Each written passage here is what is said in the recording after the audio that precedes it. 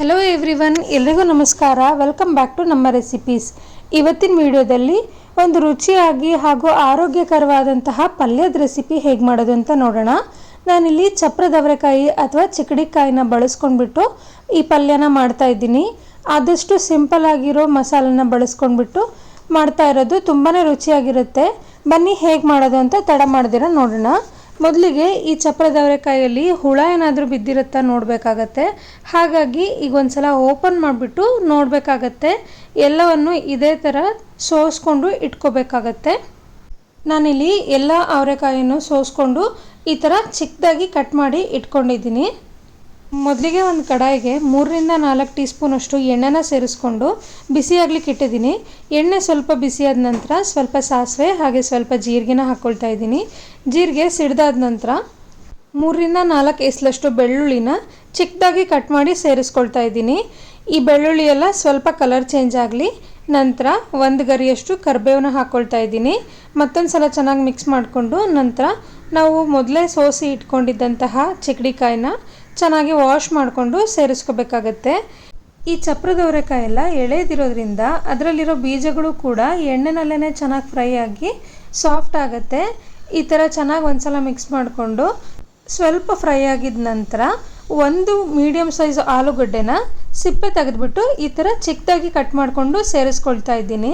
ನಿಮಗೆ ಆಲೂಗಡ್ಡೆ ಇಷ್ಟ ಇದ್ದರೆ ಸೇರಿಸ್ಕೊಳ್ಳಿ, ಇಲ್ಲಾಂದರೆ ಸ್ಕಿಪ್ ಮಾಡ್ಬೋದು. ಮತ್ತೊಂದು ಸಲ ಎಲ್ಲ ಚೆನ್ನಾಗಿ ಮಿಕ್ಸ್ ಮಾಡಿಬಿಟ್ಟು ಒಂದು ಪ್ಲೇಟ್ನ ಕ್ಲೋಸ್ ಮಾಡಿ ಒಂದು 5 ನಿಮಿಷ ಹಾಗೇ ಇಡ್ತೀನಿ. ಆದಷ್ಟು ಸ್ವಲ್ಪ ದಪ್ಪ ತಳ ಇರೋ ಪಾತ್ರೆನೇ ಬಳಸ್ಕೊಳ್ಳೋದು ಉತ್ತಮ. ನಂತರ 1 ದೊಡ್ಡ ಸೈಜಷ್ಟು ಈರುಳ್ಳಿ ಹಾಗೆ 1 ದೊಡ್ಡ ಸೈಜ್ ಟೊಮೊಟೊ ಹಣ್ಣನ್ನು ಚಿಕ್ಕದಾಗಿ ಕಟ್ ಮಾಡಿ ಸೇರಿಸ್ಕೊಂಡಿದ್ದೀನಿ. ಇದರೊಟ್ಟಿಗೆ ರುಚಿಗೆ ತಕ್ಕಷ್ಟು ಉಪ್ಪನ್ನು ಕೂಡ ಸೇರಿಸ್ಕೊಂಡು ಚೆನ್ನಾಗಿ ಮಿಕ್ಸ್ ಮಾಡ್ಕೋಬೇಕಾಗತ್ತೆ. ನಿಮಗೆ ಇಷ್ಟ ಇದ್ದಲ್ಲಿ ಇದ್ರ ಮೇಲ್ಗಡೆ ಸ್ವಲ್ಪ ನೀರನ್ನ ಚಿಮ್ಮಿಸ್ಕೊಂಡ್ಬಿಟ್ಟು ಒಂದು ಲಿಡ್ನ ಕ್ಲೋಸ್ ಮಾಡಿ ಒಂದು 5 ಮಿನಿಟ್ಸ್ ಹಾಗೇ ಇಡಬೇಕಾಗತ್ತೆ. ನಾನಿಲ್ಲಿ ನೀರೆಲ್ಲ ಸೇರಿಸಿಲ್ಲ, ಹಾಗೆಯೇ ಲಿಡ್ ಕ್ಲೋಸ್ ಮಾಡಿ ಇಟ್ಟಿದ್ದೆ. ಈಗ ಸ್ವಲ್ಪ ಚೆನ್ನಾಗಿ ಬೆಂದಿದೆ. ಮಸಾಲೆಗೆ ನಾನಿಲ್ಲಿ ಸ್ವಲ್ಪ ಅರಿಶಿನ ಪುಡಿ ಹಾಕ್ಕೊಂಡಿದ್ದೀನಿ.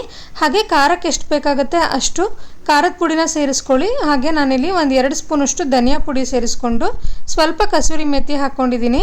ಕಸೂರಿ ಮೇಥಿ ನಿಮ್ಮ ಹತ್ರ ಇದ್ದರೆ ಸೇರಿಸ್ಕೊಳ್ಳಿ, ಇಲ್ಲ ಅಂದರೆ ಸ್ಕಿಪ್ ಮಾಡ್ಬೋದು. ಎಲ್ಲವನ್ನು ಹಾಕಿದ ನಂತರ ಚೆನ್ನಾಗಿ ಮತ್ತೊಂದು ಸಲ ಮಿಕ್ಸ್ ಮಾಡಿಬಿಟ್ಟು ಮತ್ತೆ ಲಿಡ್ ಕ್ಲೋಸ್ ಮಾಡಿ ಇಡ್ತಾ ಇದ್ದೀನಿ. ನಾನಿಲ್ಲಿ ಸ್ವಲ್ಪನೂ ಕೂಡ ನೀರು ಸೇರಿಸಿಲ್ಲ. ಮೊದಲೇ ಹಾಕಿದ ಎಣ್ಣೆ ಒಟ್ಟಿಗೆ ತರಕಾರಿಯಲ್ಲಿರೋ ನೀರಿನ ಅಂಶ ಎಲ್ಲ ಬಿಟ್ಕೊಂಡು ಎಲ್ಲ ತರಕಾರಿನೂ ಕೂಡ ಚೆನ್ನಾಗಿ ಸಾಫ್ಟಾಗಿಯೇ ಬೆಂದಿದೆ. ಮತ್ತೊಮ್ಮೆ ಲಿಡ್ ಕ್ಲೋಸ್ ಮಾಡಿಬಿಟ್ಟು ಒಂದು 5 ನಿಮಿಷ ಮೀಡಿಯಮ್ ಫ್ಲೇಮಲ್ಲಿ ಹಾಗೇ ಬಿಡ್ತಾ ಇದ್ದೀನಿ. ಈಗ ಆಲ್ಮೋಸ್ಟ್ 5 ನಿಮಿಷ ಆಗಿದೆ.